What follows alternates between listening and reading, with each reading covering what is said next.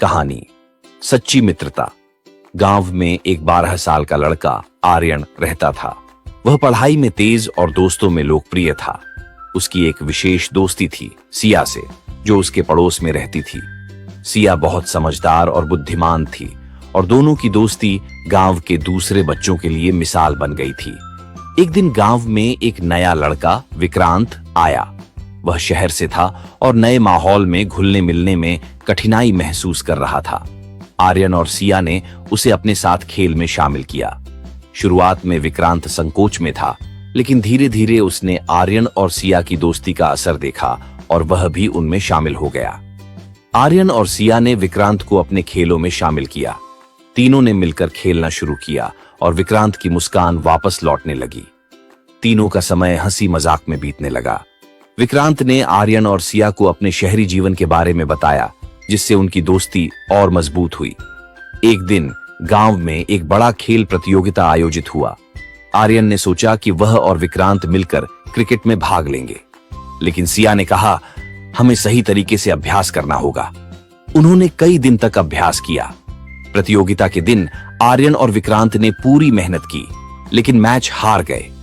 आर्यन निराश हुआ, लेकिन सिया ने उसे समझाया, जीत और हार दोनों जीवन का हिस्सा हैं। महत्वपूर्ण है कि हमने साथ में खेला और कोशिश की। कुछ समय बाद विक्रांत ने गांव में एक समस्या देखी। गांव के बच्चे अक्सर पढ़ाई में कमजोर थे। विक्रांत ने आर्यन और सिया से कहा, हमें कुछ करना चाहिए।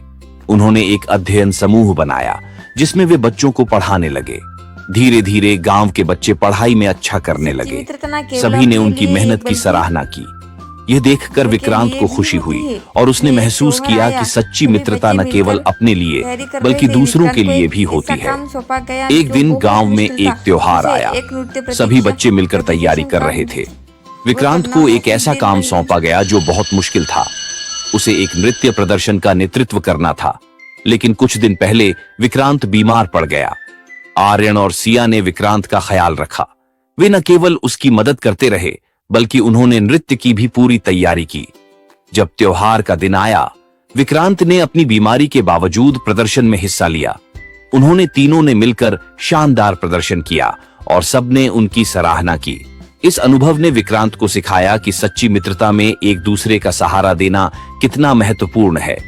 आर्यन और सिया ने उसे प्रेरित किया कि कठिनाइयों का सामना कैसे करना है। जैसे जैसे समय बीतता गया, आर्यन, सिया और विक्रांत ने मिलकर कई नई गतिविधियों की योजना बनाई। उन्होंने खेलों में भाग लिया, नाटक किए और समाज सेवा की। उनकी मित्रता और मजबूत हो गई थी। कुछ साल बाद जब सभी बड़े हो गए, आर्यन ने फैसला किया कि वह अपने गांव में एक स्कूल खोलेगा। सिया और विक्रांत ने उसका साथ देने का वादा किया। तीनों ने मिलकर एक नई शुरुआत की। वे समझ गए थे कि सच्ची मित्रता केवल साथ रहने में नहीं, बल्कि एक दूसरे का सहारा बनने में है। उन्होंने गांव के बच्चों के भविष्य के लिए एक मिसाल स्थापित की।